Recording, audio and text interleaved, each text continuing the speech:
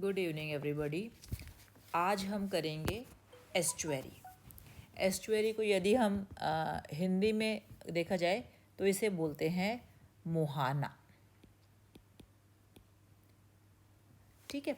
Estuary जो है क्या है कि एक एरिया है, एक एनक्लोज्ड सेमी एनक्लोज्ड एरिया है जो एक तरफ से रिवर से कनेक्टेड है और दूसरी तरफ से सी से कनेक्टेड है। और ये जो एरिया है, जो सेमी एनक्लोज्ड एरिया, यहाँ पर जैसे लैंड है, ये रिवर है and this is open sea. So इस पर्टिकुलर एरिया जहाँ पर if you see there is sea water plus fresh water. Sea water और फ्रेश वाटर को बोलते हैं ब्रैकिश वाटर। ठीक है। तो ये जो एस्चुअरी जो है एक यू कैन से वाटर बॉडी है जहाँ पर ब्रैकिश वाटर प्रेजेंट होता है। ठीक है। मैं अगर आपको दिखाऊँ, ये देखो एस्चुअरीज कैसे बनती है। ये देखो रिवर है और ये है sea. So that at that point of junction where river and sea meet is called estuary. ठीक है। एंड इफ़ यू सी, अगर हम एस्चुअरी को see sometimes what happens is, जैसे मैंने बताया कि रिवर जो है कोई कांटेक्ट में होता है, बट अगर रिवर जो है एनुअल रिवर है, साल में जो है सपोज कुछ समय के लिए एक्टिव है फिर बंद हो जाती है। सेम वे सी वाटर की तरफ से भी सपोज बीच में कोई वो सेडिमेंट आ गया या एक पीस ऑफ लैंड फॉर्म हो गया डिपोजिशन से। सो एस्चुअरी का मतलब ये नहीं है कि वो हमेशा सी वाटर और रिवर के कांटेक्ट में भी रहे, बट साल के कुछ समय जो है एस्चुअरी जो है रिवर और सी के कांटेक्ट में होती है। It may remain permanently in contact with river और सी एज वेल। तो इसीलिए एक बहुत ही कॉम्प्रिहेंसिव डेफिनेशन बनाई हुई है इसकी एस्चुअरी की। वो ये है कि it is a semi enclose body of water. ठीक है ना, कनेक्टेड टू द सी। किस लिमिट तक? टाइडल लिमिट तक। राइट कि चाहे हाई टाइड हो, but tides with the help of tied the water is being moved into the estuary. और सॉल्ट इंट्रूजन की लिमिट हो, यानी कि सॉल्टी वाटर जो है उसमें इंट्रूड कर रहा हो। On the other hand it receives fresh water run of, running fresh water receive करता है।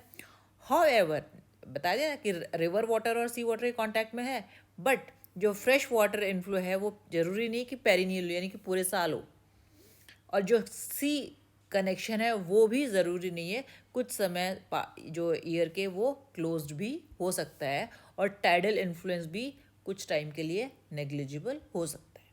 ठीक है। तो हम इसे डिफाइन करेंगे, क्या कहेंगे?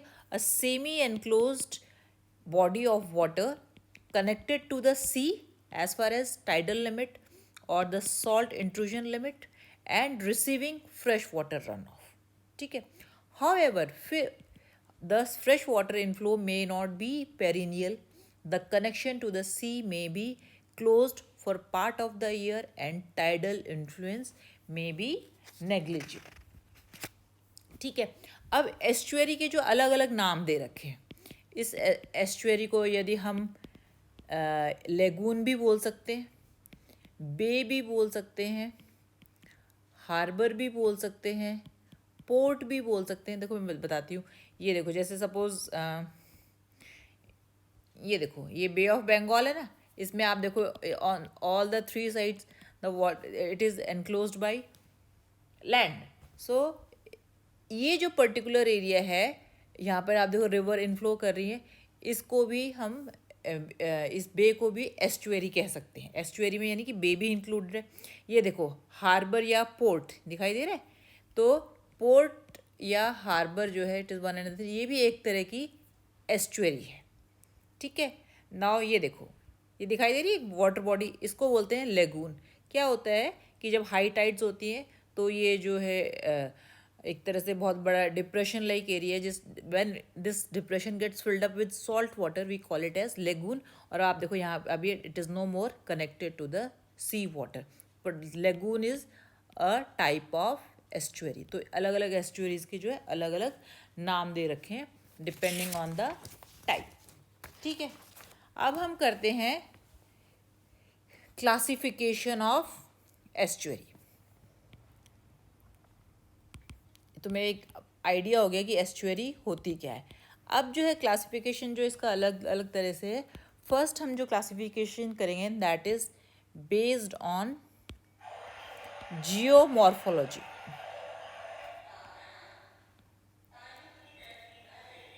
राइट, जियोमॉर्फोलॉजी का मतलब ये है भू आकृति विज्ञान, यानी कि जियोलॉजिकल अर्थ के जियोलॉजिकल और मॉर्फोलॉजिकल फीचर के बेसिस पे एस्चुअरी जो है it has been divided into different type. First one is drowned river valleys.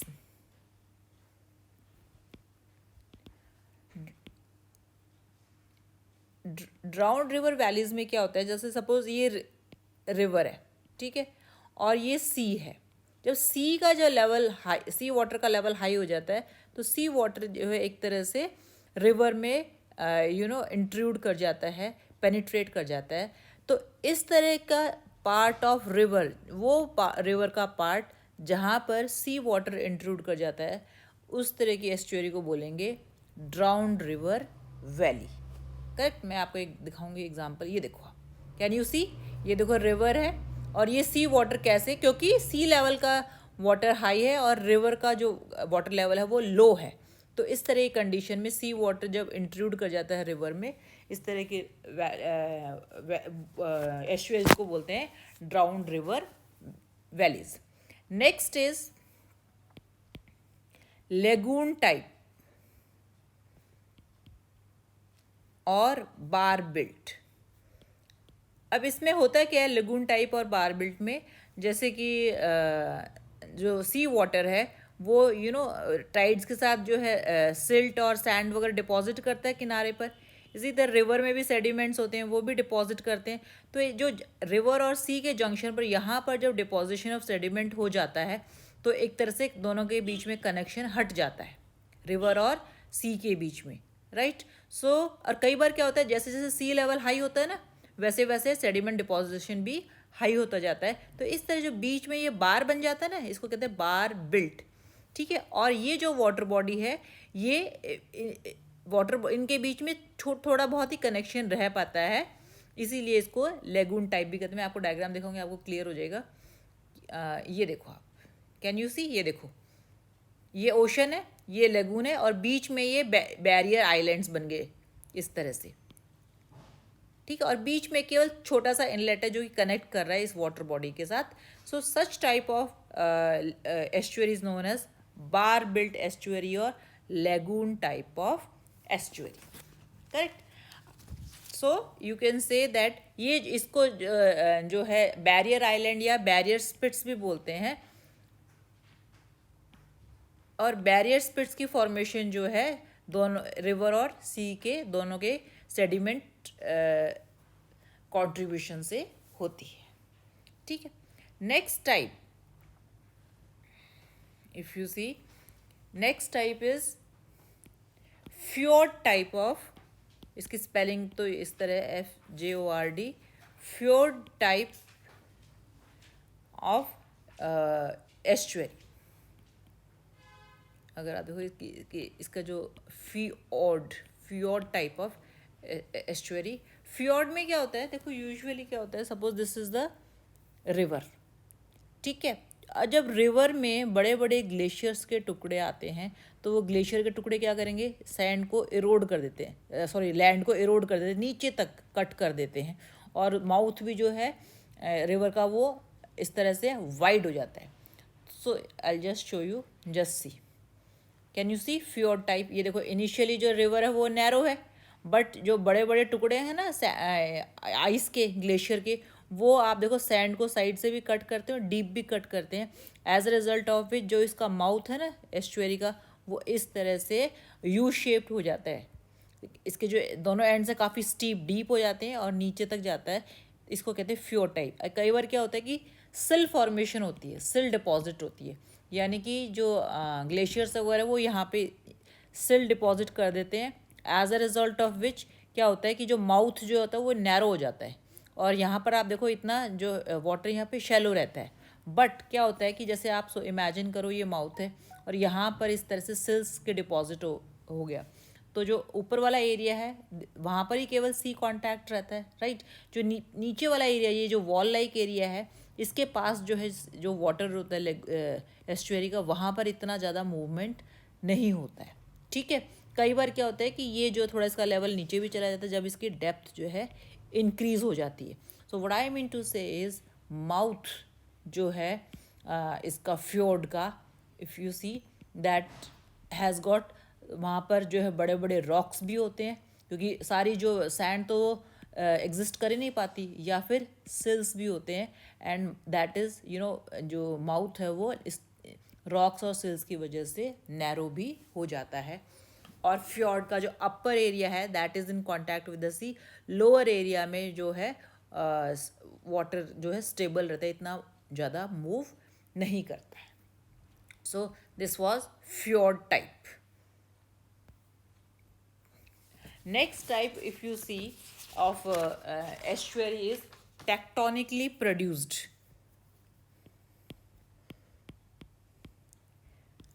Tectonically produced estuary होता क्या है tectonically produced estuary में? If you see, I'll just show you. Can you see? ये दिखाई दे रहा है आपको?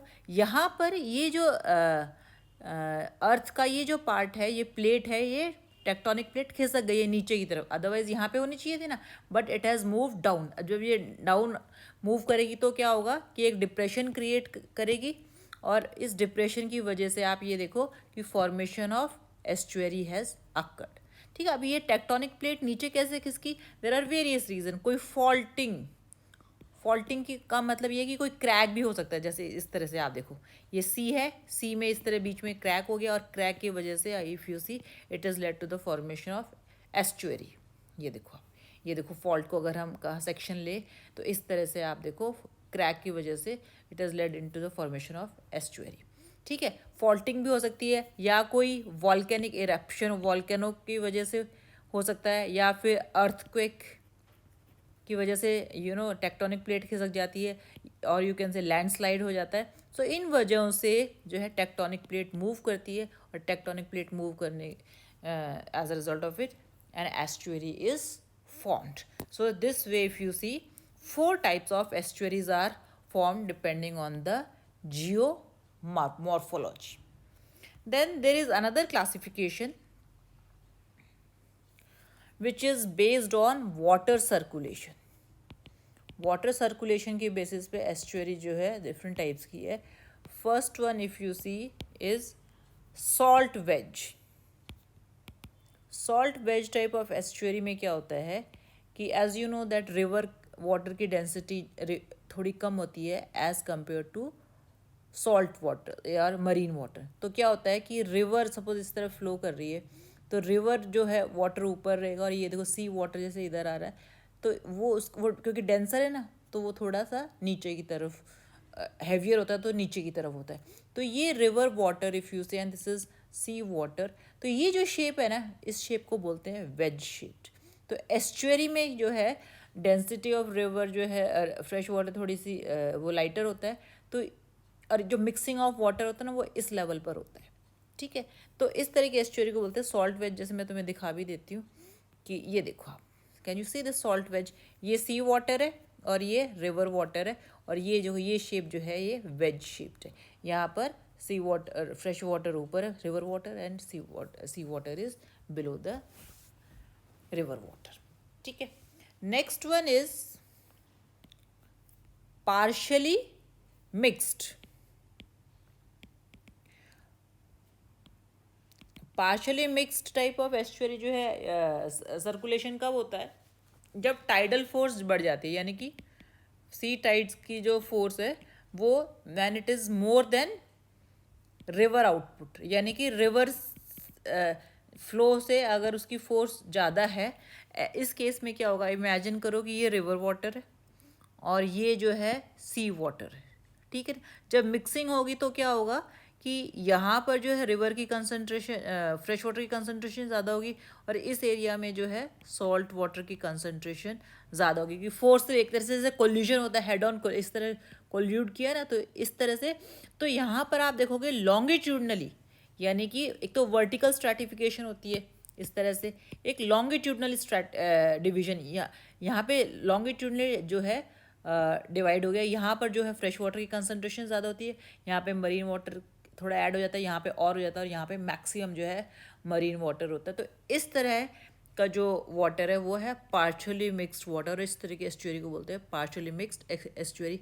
जैसे मैं तुम्हें दिखाती हूँ, ये देखो, can you see, this is partially mixed. यहाँ पे आप देखो सॉल्ट वाटर है, और यहाँ पे फ्रेश वाटर है, और इस तरह से कॉलम बन जाते हैं। कैन यू सी, इस तरह से कॉलम फॉर्मेशन होते हैं लॉन्गिट्यूडनली, नॉट वर्टिकली, लॉन्गिट्यूडनली। ठीक है, so that was partially mixed. Third type of circulation is well mixed.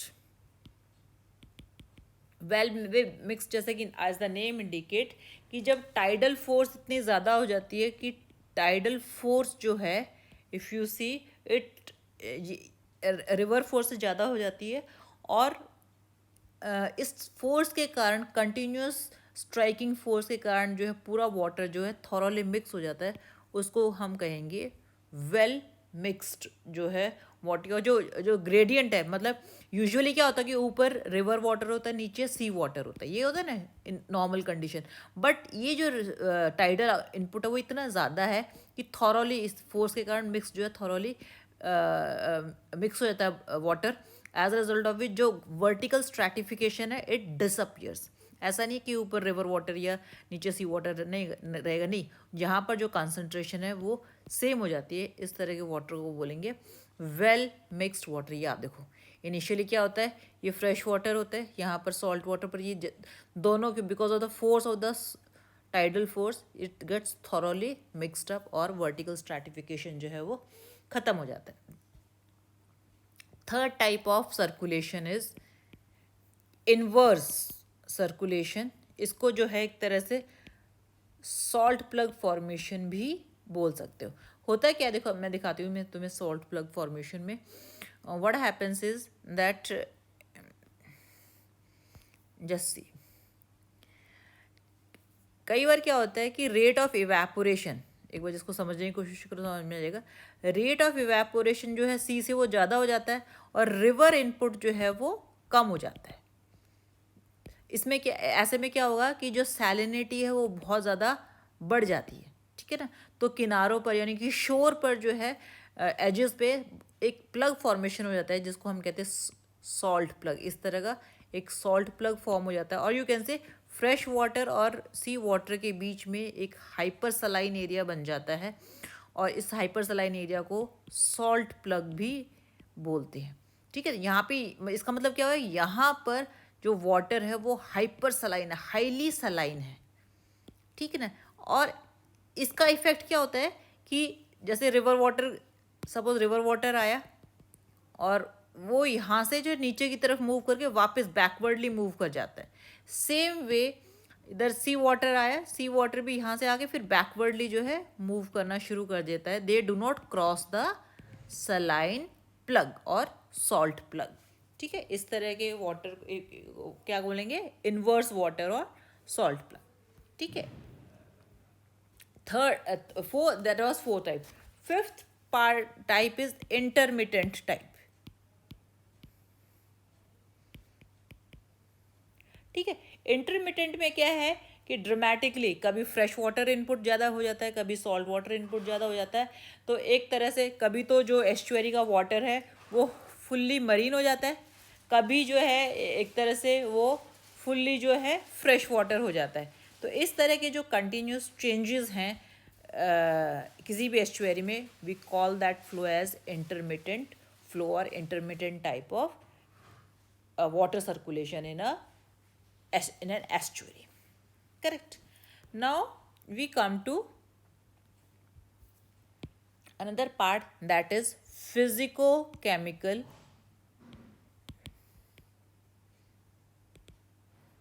variation.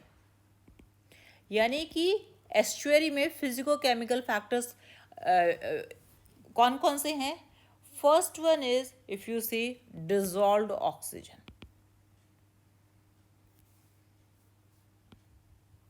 Dissolved oxygen.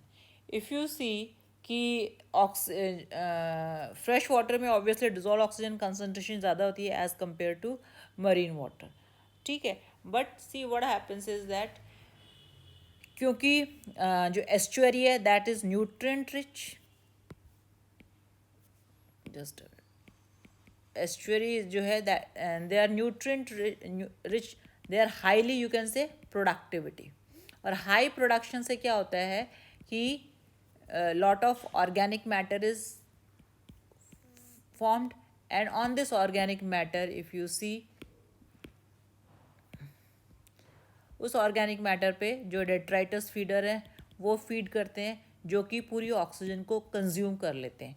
और जो एस्चुअरी है एक तरह से एक कंडीशन या जिसको कहते हैं हाइपोक्सिक कंडीशन भी कई बार एग्जिस्ट करती है एस्चुअरी में जब ऑक्सीजन जो है वो सारी यूटिलाइज हो जाती है.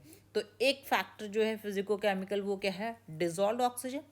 दूसरा फैक्टर जो है जो कि वेरिएट करता है एस्चुअरी में वो है if you see salinity. Estuaries में सैलिनिटी की वेरिएशन जो है if you will find 0 to 3.5%. Right, तो यानी कि 0 ग्राम पर 100 ml of water to 3.5 gram of salt पर 100 ml of water are present in estuary, जो कि काफ़ी डेट्रीमेंटल हो सकते हैं और जो कि एनवायरनमेंट को काफ़ी हार्श बना देते हैं, एक्सट्रीम बना देते हैं for the animals to survive over there. Third factor is sediments.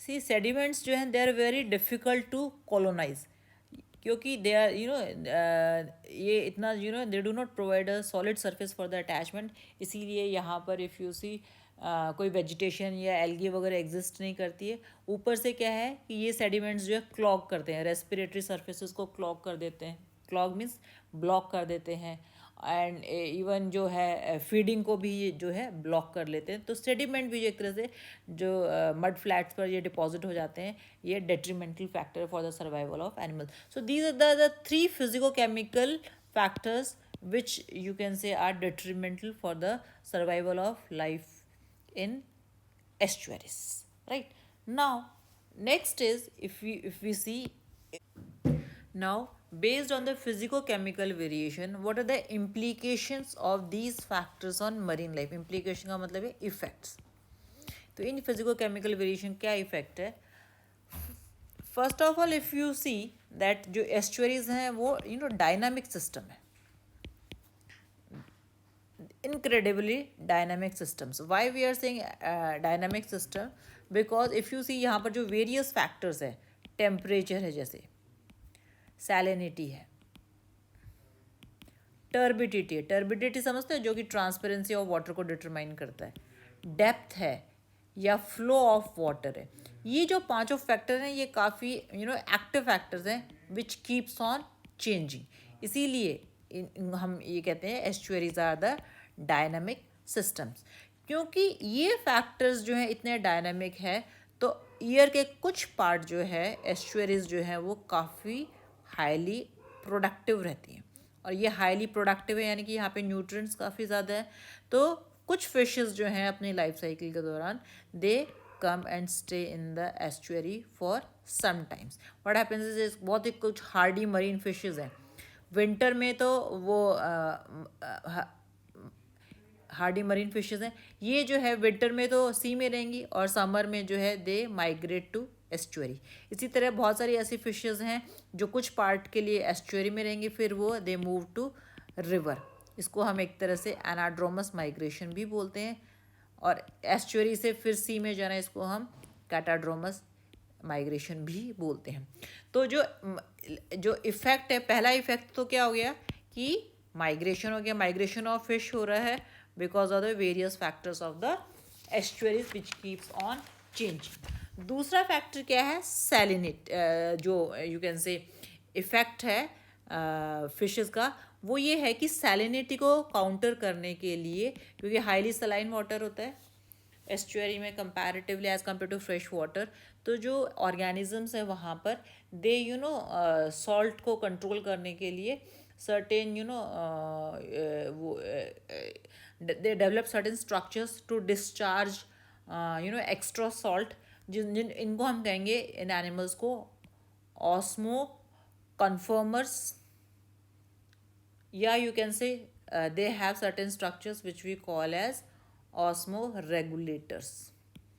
ठीक है, so these animals which are surviving in estuaries, they have osmoconformers or osmoregulators to counteract this high salinity. तो जो है salinity control हो गया. अगला, ठीक है, जो थर्ड फैक्टर है, if you see that due to sedimentation, पता है ना एस्चुअरी में जो बॉटम में है sedimentation the deposition of nutrient and deposition of sand occurs. तो वहाँ पर जो सेडिमेंटेशन के कारण क्या होता है, if you see that sedimentation में न्यूट्रिएंट्स भी ज़्यादा होते हैं, न्यूट्रिएंट्स ज़्यादा होने के कारण वहाँ पर जो है हाई ऑक्सीजन डिमांड हो जाती है, और हाई ऑक्सीजन डिमांड के कारण क्या होता है, जो लेवल ऑफ ऑक्सीजन है वो वहाँ पर डिक्रीज़ हो जाता है. ठीक है ना, और डिक्रीज ऑक्सीजन लेवल को की कंडीशन को बोलते हैं एनॉक्सिक कंडीशन, राइट, या हाइपोक्सिक कंडीशन भी बोलते हैं. So this again if you see due to sedimentation, another that condition that marine animal faces anoxic or hypoxic condition. Third fourth जो इम्प्लीकेशन वो ये है, बिकॉज कोई सबस्ट्रेट परमानेंट सबस्ट्रेट तो है नहीं which can hard surface which can provide support for the attachment of plants. तो यहाँ पर जितने भी प्लांट्स होते हैं they are in the form of phytoplanktons only, और फाइटोप्लैंक्टॉन्स क्या कर सकते हैं, उनको कोई सपोर्ट नहीं चाहिए, they move with the water bodies और in and out of water, जो इजीली फ्लश इन और फ्लश आउट हो जाते हैं. तो एस्चुअरीज की जो प्रोडक्टिविटी होती है वो लार्जली जो है फाइटोप्लैंक्टॉन्स पे डिपेंडेंट होती है, और मेन फाइटो डायटम्स हैं जैसे ये भी, और डायनोफ्लैजिलेट्स हैं. These are the main types of phytoplanktons which are present in such water bodies. Correct? Yes. Now, why estuaries are important to us? हम इन मतलब what is the value of estuaries to nature or to us? This we'll see one by one, or you can include it under importance of estuary. First is, if you see, estuaries are natural habitats. ठीक है, बहुत सारे ऐसे species हैं birds के, mammals के, fishes के, या दूसरे वाइल्ड लाइफ एनिमल्स हैं, ठीक है, जो कि एस्चुएरियन हैबिटेट पर डिपेंडेंट है. वहाँ पर they live, they feed, they reproduce in estuaries. ठीक है, और इफ़ यू सी कि बहुत सारी जो कमर्शियली इम्पॉर्टेंट फिश है ना, जो कि एडिबल फिशेस हैं, commercially important fishes, they are also found there. वो भी एस्चुअरीज पे एक पॉइंट ऑफ टाइम उनके डेवलपमेंट पर आता है. At certain point of time they need estuaries for development. ठीक है, दूसरा इफ़ यू सी कि जो देखा ना माइग्रेटरी बर्ड्स होती हैं, माइग्रेटरी बर्ड्स काफ़ी लंबा ट्रैवल करती हैं. तो एस्चुअरीज में क्या है, बीच बीच में देखा ना सैंड स्पिट्स हैं, इस तरह से जो है यू कैन से बार्स हैं. तो जो माइग्रेटरी बर्ड्स आती हैं they stay there for some time in the estuaries to recharge themselves, और you can say to refuel themselves. They feed on those vegetation over there. और इस तरह से जो एस्चुअरी जो है नेचुरल हैबिटेट्स है बहुत सारे एनिमल्स का. इवन इनको नर्सरीज ऑफ द सी भी बोला जाता है. किसको? एस्चुअरी को, बिकॉज बहुत सारे एनिमल्स जो हैं वहाँ पर नर्चर किए जाते हैं and they are at certain point of time in their development they very important for their continuation of life cycle. ठीक है, दूसरा पॉइंट जो है वो ये है कि एस्चुअरीज जो है दे हैव इकोनॉमिक वैल्यू। जब हम इकोनॉमिक वैल्यू की बात करते हैं we are talk about in terms of money. ठीक है, अगर आप देखा जाए तो जो एस्चुअरीज हैं वहाँ पर जो है टूरिज़्म देखने को मिलता है। ठीक है ना, वहाँ पर if you see fisheries, fisheries अभी हमने पिछले पॉड में बताई, वहाँ पर फिशरीज़ भी होती है। वहाँ पर रिक्रिएशनल एक्टिविटी, रिक्रिएशनल एक्टिविटी यानी कि वहाँ पर जो है you will find certain guest houses also, swimming purpose also they are being used, even for rides also these estuaries are being used। तो एक तरह से यू कैन से दैट ये जो है मनी जनरेट करती है एस्चुअरीज। ठीक है, और I think I told you in the class also, world की 32 लार्जेस्ट सिटीज़ में से जो 22 सिटीज़ हैं, इमेजिन करो वो सारी सिटीज़ जो हैं if you see they are located on the estuaries. तो इसकी आप वैल्यू देख लो एस्चुअरी की। ठीक है, इसके अलावा मतलब यहाँ पर दूसरा जो इकोनॉमिक पॉइंट है, देखो जितने भी पोर्ट्स हैं या हार्बर्स है, बंदरगाह जिसको हम बोलते हैं, वो जो है एस्चुअरीज में लोकेटेड होते हैं। और ऑब्वियसली अगर हम पोर्ट्स और बंदरगाह की बात करते हैं that means we are talking about businesses. ठीक है, इसके अलावा जो सीनिक ब्यूटी है, aesthetic you can if you see value है, वो भी एस्चुअरी की जो है काफ़ी है। बहुत सारे लोगों को लाइवलीहुड, रोज़ी रोटी देती है एस्चुअरीज। खासकर यूएस पॉपुलेशन की, जो यूएस पॉपुलेशन में around half of the population जो कोस्टल एरियाज़ में रहती है। और इमेजिन करो कि इन कंट्रीज़ में अराउंड 69 मिलियन जॉब्स जो हैं वो शोर्स ऑफ एस्चुअरी जो है प्रोवाइड करती है। और आप देखो कितना ग्रॉस जो उनकी जो डोमेस्टिक प्रोडक्ट है वो कितना बड़ा हिस्सा है यूएस का। ठीक है, another importance is that estuaries provide they estuaries perform environmental services।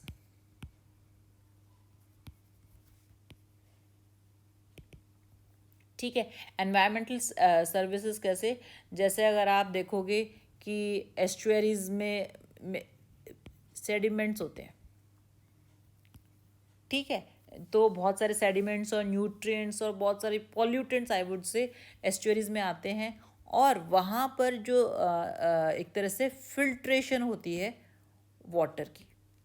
तो सी में जो वाटर ज़्यादा, सपोज यहाँ पर सेडिमेंट्स है और you can say these are those bar belts, और जो वाटर इनसे पास होके सी में जाता है, तो जो सी में वाटर जाता है रिवर से वो एक तरह से प्योरीफाई होके जाता है। सेम वे जब सी वाटर इनको क्रॉस करता है सेडिमेंट्स को, तो वो सी वाटर भी फिल्टर होता है before it moves into the river water. तो इस तरह से जो फिल्ट्रेशन स्पेलिंग थोड़ी फिल्ट्रेशन की देख लो, जो फिल्ट्रेशन प्रोसेस है वो कहाँ होता है? एस्चुअरी में होता है। तो ये एनवायरमेंटल सर्विस होगी ना, क्लीनिंग ऑफ वाटर जो है वो हो गया। दूसरा कि एस्चुअरी जो है एक तरह से सॉइल इरोजन भी प्रिवेंट करती है। ठीक है, दूसरा जो शोर लाइन्स है, समुद्र के जो किनारे हैं उन क्योंकि इरोजन प्रोवाइड करते हैं, तो शोर लाइन्स को भी एक तरह से स्टेबलाइज करती है। कितने सारे शहर बसे हुए हैं एस्चुअरीज के किनारे पे, अगर शोर लाइन स्टेबलाइज ना हो तो सारे के सारे डूब जाएंगे। So you can see that how important estuaries are to human being. ठीक है, नेक्स्ट जो इम्पोर्टेंस है वो है कि that estuaries they act as protective buffers. Protective buffers कैसे? कि जैसे अगर आप सोचो कोई फ्लड आ गया रिवर से, तो जो बहुत ही you can say that flow जो उसका बहुत ही स्ट्रॉन्ग हो जाता है रिवर का। So what happens is that ये जो एस्चुअरीज होती है ना, ये इस फ्लो को कम कर देती है, बिकॉज वाइडन होगी ना तो जो फोर्स जो है फ्लो की वो कम हो जाती है। सेम वे इस तरह स्टॉर्म्स आते हैं, हाई टाइड्स आती हैं। In high tides sea water से इन हाई टाइड्स को भी एस्चुअरी आगे न्यूट्रलाइज कर देती है, सो दैट ये जो आगे फर्दर जो है फोर्स के साथ लैंड में इन्वेड ना करे। तो इससे हमारी बहुत सारी बिल्डिंग्स हैं या जो रियल एस्टेट इंफ्रास्ट्रक्चर है वो स्टॉर्म, सी से स्टॉर्म और वाटर से जो फ्लड होता है सी रिवर वाटर से, उस डैमेज से जो है ह्यूमन बीइंग को बचाती है, अर्थ को बचाती है, राइट। नाउ सो एस्चुअरीज के एक बार देखो, they are the natural habitats, they have economic value, they provide, estuaries provide environmental services and they are the protective buffers. But अब आप देखो ये इतने मतलब if you they are so beneficial to human being, still there is threat to estuary. Estuaries are still in danger, or you can say threat to estuary. ये जो है threat जो है एस्चुअरीज को, क्यों? ऑब्वियसली ह्यूमन एक्टिविटी के कारण है, जो है ह्यूमन जो है उसे ओवर यूज़ करता है, as result of which you know it damages the natural resources. If you see जो कोस्टल कंट्रीज़ हैं, दीज कोस्टल कंट्रीज़ यानी कि जो एस्चुअरीज के या समुद्र किनारे जो कंट्रीज़ हैं, they grow 3 times more than the other countries elsewhere in the nation. और इसके वजह से क्या होता है, because of the increasing concentration of people, it upsets the natural balance. ठीक है, एस्चुएरियन इकोसिस्टम के नेचुरल बैलेंस जो है वो डिस्टर्ब होता है। ठीक है, और इफ़ यू सी दैट जो उसकी कंपोजिशन है, that composition is also disturbed. उसका जो सलाइन कंसंट्रेशन है या ऑक्सीजन लेवल है, सेडिमेंटेशन है, that is also disturb. Third impact is if you see that जितने भी जो there is increased pressure on the estuaries because of the increasing population. क्या होता है कि जैसे जो as the population increases, what happens is that जो एस्चुअरी में जो एनिमल्स है वो जो है they are affected because of the quality of change in water, plus because of these changes health of the animals of the estuaries is are affected. जैसे for example कैसे, suppose कोई river है वो agricultural land से होते हुए जा रही है, तो वो अपने साथ क्या लेके जाएगी, पेस्टिसाइड्स लेके जाएगी, केमिकल्स लेके जाएगी, और ये एस्चुअरी में पहुंचने के बाद they damage the health of the animals, they change the composition of the water. ठीक है ना। इसी तरह से अगर आप देखो फर्टिलाइजर्स भी चले जाते हैं, पेस्टिसाइड्स और फर्टिलाइजर्स। थर्ड इज जो अनट्रीटेड सीवेज है, जो अर्बन एरिया से जो वाटर डिस्पोज ऑफ किया जाता है रिवर्स में, that consist of untreated sewage. और ये अनट्रीटेड सीवेज जो है what happens is that it you know goes and mix with the estuary water, as result of which again the integrity of the estuary is disturbed. ठीक है। दूसरा जो industrial effluents है, industrial waste है, you can say, that is also being disposed of in the river and from river it reaches the estuary. ठीक है। So इस तरह के जो फैक्टर्स हैं, these are the factors which pose threat to the estuary and they're already damaging the estuaries. Just in the end I would like to add one more thing कि जैसे water में ना पहले ऑयस्टर्स प्रेजेंट होते हैं, तो ये oysters क्या करते, देखा है ऑयस्टर जो है कि उसके ऊपर एक बहुत बड़ी शेल होती है। तो ऑयस्टर्स क्या करते हैं, जितने भी ये जो न्यूट्रिएंट्स है, यू कैन से मिनरल्स हैं, उनको या जो वेस्ट मटेरियल है उसको एब्जॉर्ब कर लेते हैं और they feed on those waste material, और जैसे वो शेल वगैरह बना लेते हैं, right, they feed on it. Another thing is that they convert these waste material into pearl. तो यूजुअली पहले ऑयस्टर्स की संख्या इतनी ज़्यादा होती थी कि ये 3 से 4 महीने में उसका पॉल्यूशन जो है वो कम कर देते थे। बट अब सिंस ऑयस्टर्स भी ह्यूमन बीइंग जो है अपने पर्पज़ के लिए निकाल लेता है। दूसरा, अब पॉल्यूशन इतना ज़्यादा हो गया कि उसी same amount number of oysters को अराउंड 1 ईयर लगता है to detoxify the river. Now since pollution is more, number of oysters are also declining, as a result of which the it is the pollution, वो जो है pollution is more than you can say detoxification, which is posing a great threat to the ecosystem of estuaries. This is all for today. Thank you very much.